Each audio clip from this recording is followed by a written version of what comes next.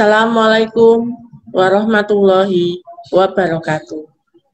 Bagaimana kabar kalian hari ini? Semoga kita selalu diberikan kesehatan dan perlindungan oleh Tuhan Yang Maha Esa. Anak-anak, sebelum Ibu melanjutkan ke materi yang kedua, apakah kalian sudah memahami materi kerajinan yang pertama di kelas 9 ini, yaitu kerajinan bahan keras? Saya harapkan kalian menuntaskan baik itu materi maupun tugas dan produk kerajinannya dengan baik dan lancar. Baiklah, untuk materi yang kedua adalah kerajinan berbasis media campuran. Mari kita simak slide berikut ini. Materi yang kedua adalah kerajinan berbasis media campuran. Adakah yang sudah bisa memaknai apa istilah dari berbasis media campuran? Baiklah, sebelum kita ulas satu persatu, marilah kita ketahui dulu tujuan pembelajaran pada materi ini apa saja. Tentunya, setiap materi yang kita pelajari, kalian harus menuntaskan tujuan pembelajarannya satu persatu.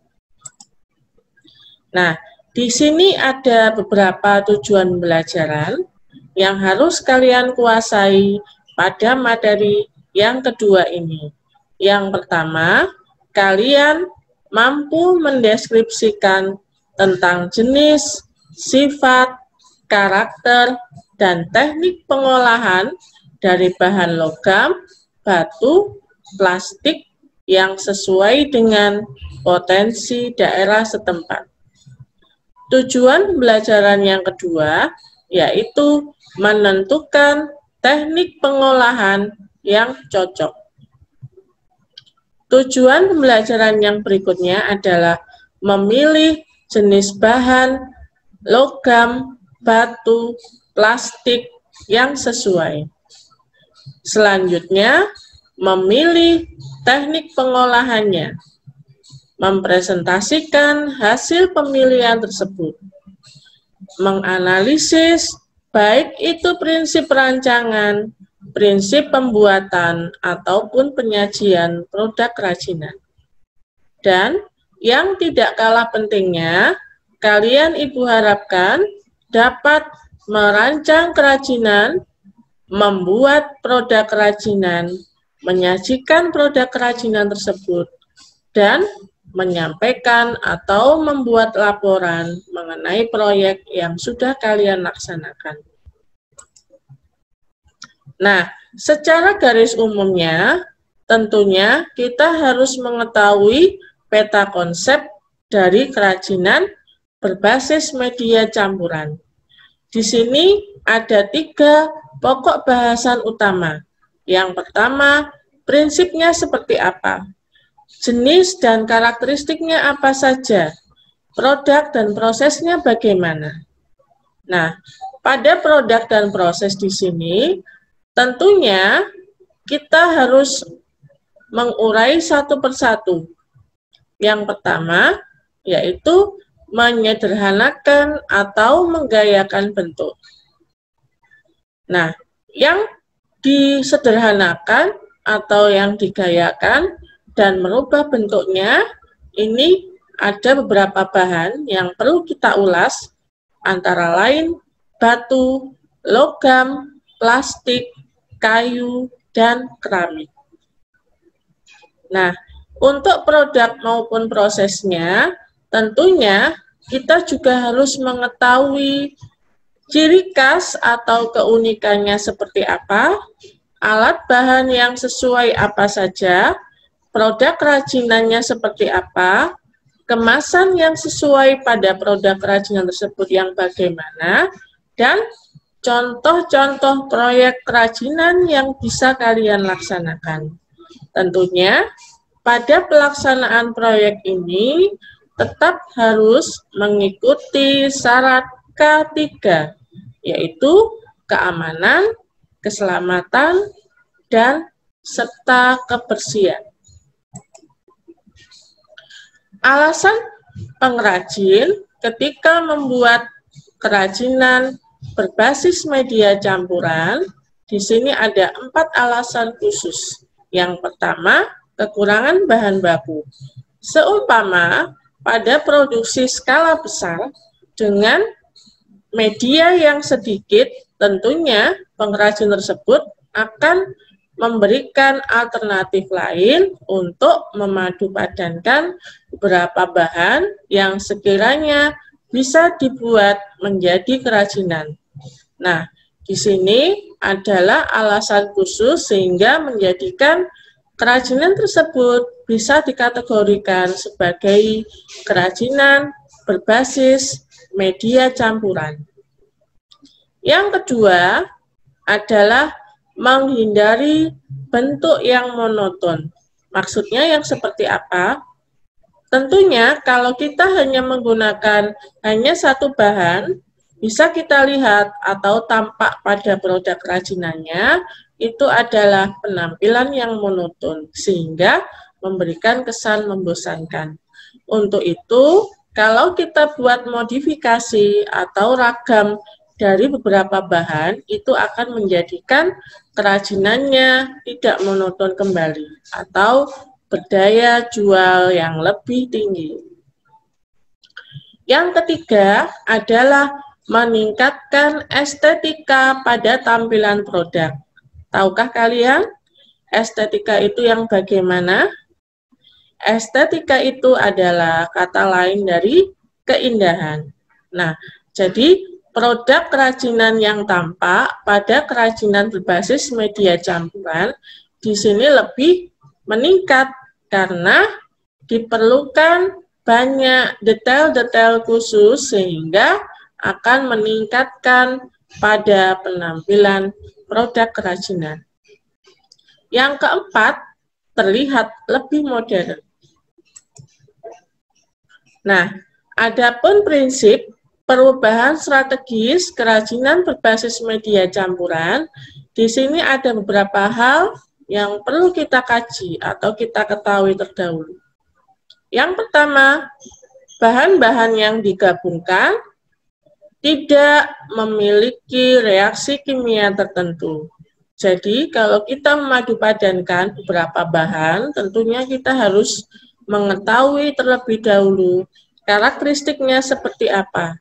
Kalau kita campur atau kita gabung, itu akan memberikan efek reaksi kimia atau tidak. Tentunya kalau terjadi perubahan-perubahan bentuk, misalnya berubah menjadi penyok, berubah warna, tentunya kita harus mengganti dengan bahan yang lebih sesuai. Yang kedua adalah bahan yang digunakan terdiri dari berbagai jenis. Nah, ini juga perlu kita perhatikan. Tentunya kalian harus menggunakan lebih dari satu bahan. Yang ketiga, bahan yang digunakan boleh bahan yang homogen atau heterogen.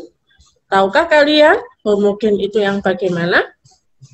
Homogen itu adalah satu jenis saja. Kalau di sini ada istilah heterogen, berarti terdiri dari lebih satu jenis, boleh 2 atau lebih. Yang keempat, prinsip yang harus kita ketahui adalah memiliki karakteristik yang saling mendukung. Tentunya kita ingin penampilan suatu produk kerajinan yang harus diketahui oleh banyak konsumen, tentunya harus memiliki karakteristik yang unik. Nah, tentunya kita harus mencari bahan-bahan yang bisa membuat produk kerajinan tersebut terlihat elok dan menawan. Berikutnya adalah penggabungan bahan dilakukan harus dapat menyatu dengan bahan yang lain. Nah, ini adalah syarat yang penting kalau kita ingin menggabungkan bahan. Jadi kalau kita tidak bisa menggabungkan bahan dengan teknik-teknik tertentu, ada kalanya atau ada baiknya kita ganti dengan bahan yang lebih sesuai. Anak-anak, tadi kita sudah mempelajari mengenai prinsip perubahan strategis dalam pembuatan kerajinan berbasis media campuran. Untuk materi berikutnya, kita akan pelajari mengenai dua cara dalam pembuatan produk kerajinan ini. Untuk itu, kita simak slide berikutnya. Cara yang pertama yang bisa kita lakukan adalah dengan cara stilasi. Maksudnya stilasi di sini adalah menyederhanakan bentuk dengan cara mengurangi atau menambah bentuk produk kerajinan. Nah, pada tahap perancangannya, kita harus memperhatikan beberapa prinsip berikut ini. Yang pertama adalah memiliki pesan eksplisit. Maksudnya seperti apa? Produk yang kita buat itu berfungsi sebagai produk fungsional atau sebagai fungsi hias. Yang kedua, memiliki pesan yang bersifat implisit. Maksudnya bahwa produk kerajinan yang dibuat tersebut apakah membawa pesan informatif atau prestis. Berikutnya, bahan yang tersedia sejak awal dapat menjadi modal perancangan produk kerajinan, tapi juga dapat digunakan atau disiapkan setelah perancangan. Berikutnya, produk kerajinan sebagai materi asal dilakukan penyederhanakan, bentuk harus disiapkan apakah bentuknya secara langsung atau berupa gambar. Selanjutnya adalah memperhatikan penghematan bahan. Nah, di sini ada satu contoh untuk kerajinan berbasis media campuran dengan cara stilasi. Perhatikan gambar ini. Ini adalah hiasan kepala penari Bali.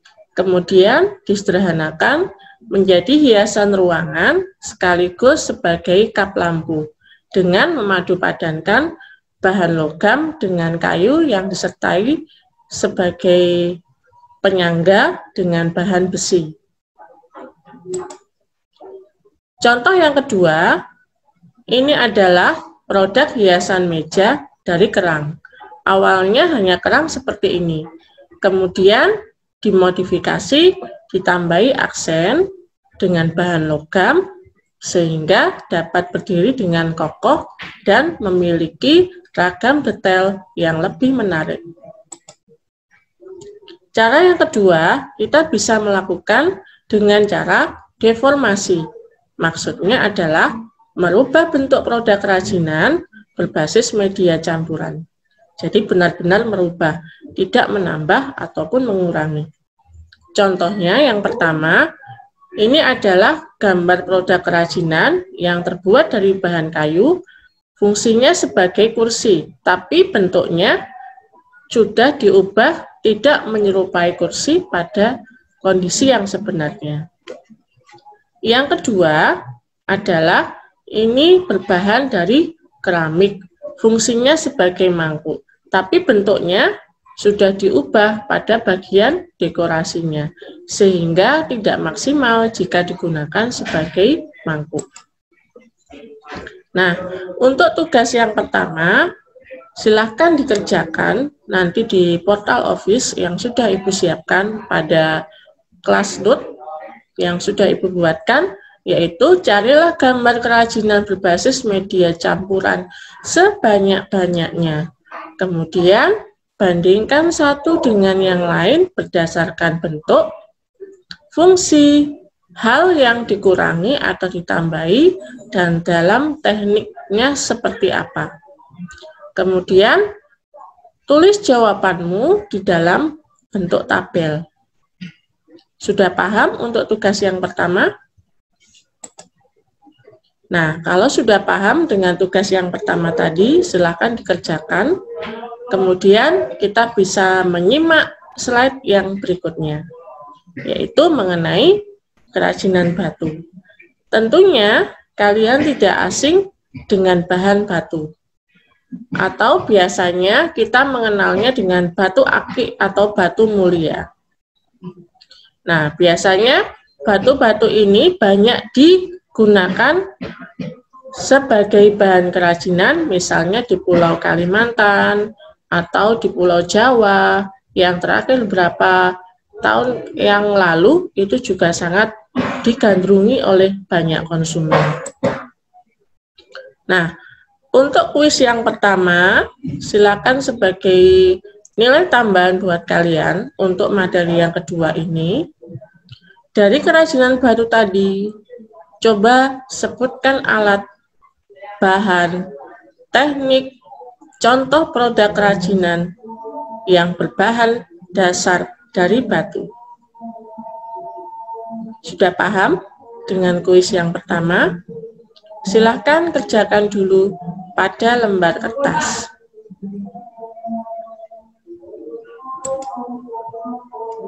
Nah, selesai mengerjakan kuis yang pertama, kita lanjutkan pada kerajinan logam. Nah, logam di sini adalah bahan yang biasanya digunakan oleh pengrajin jika ingin menciptakan sebuah kerajinan yang bersifat atau bernilai sebagai prestis.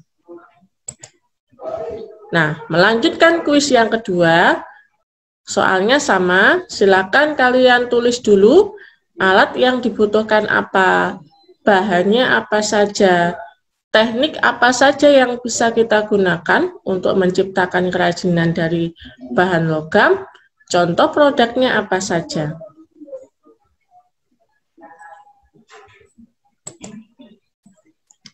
Berikutnya adalah kerajinan plastik. Nah, akhir-akhir ini di Indonesia dimarakkan dengan limbah berupa plastik. Alangkah baiknya kalau limbah plastik ini bisa kita olah menjadi produk kerajinan yang menarik dan tentunya bisa dijual dan mendatangkan devisa bagi negara.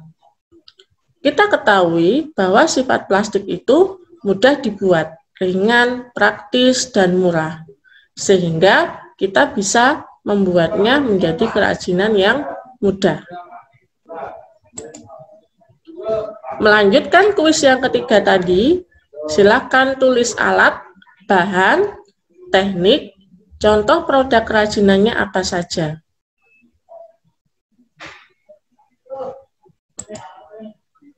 Berikutnya yang terakhir adalah kerajinan keramik. Nah, tentunya kalian sudah mempelajari mengenai kerajinan keramik di kelas 8. Kita akan memahaminya kembali di kelas 9 ini pada kerajinan berbasis media campuran. Tentunya karakteristik dasar dari bahan keramik yang dibuat dari bahan dasar dari lempung tentunya memiliki sifat-sifat yang unik. Salah satunya ketika dibuat, bahan dasar dari keramik itu bersifat elastis dan tidak mudah menyerap air. Melanjutkan kuis yang keempat, silakan sebutkan alat, bahan, teknik, contoh produknya apa saja.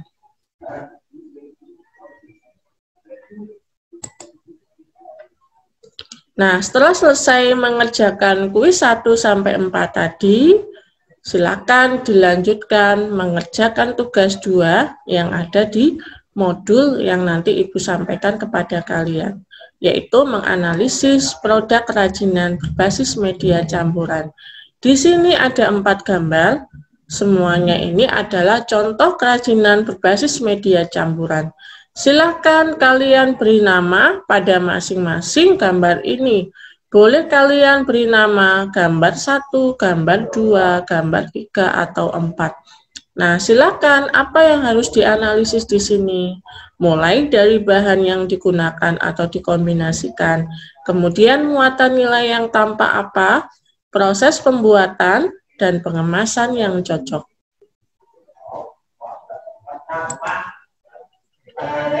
Nah, berikutnya untuk tugas 3, ini juga ada di modul kalian. Ibu minta kalian buat sebuah desain yang cocok untuk kerajinan yang ada di gambar berikut. Nah, silakan dalam membuat desain tentunya kalian harus membuat perencanaannya terlebih dahulu.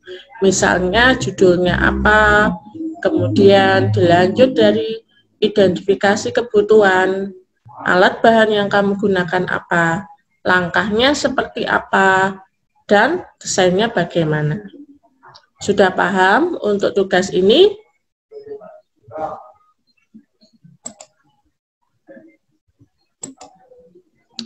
Nah, anak-anak, tadi kalian sudah menyimak beberapa slide yang Ibu sajikan. Untuk lebih lengkapnya, silakan nanti kalian bisa baca modul yang sudah Ibu sampaikan kepada kalian. Dan yang paling penting adalah pelajari baik-baik, pahami materinya, dan kerjakan tugas dengan sebaik-baiknya dan tepat waktu.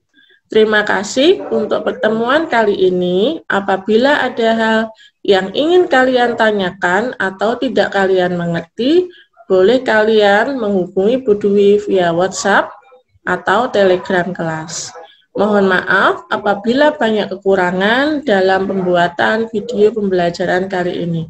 Wassalamualaikum warahmatullahi wabarakatuh.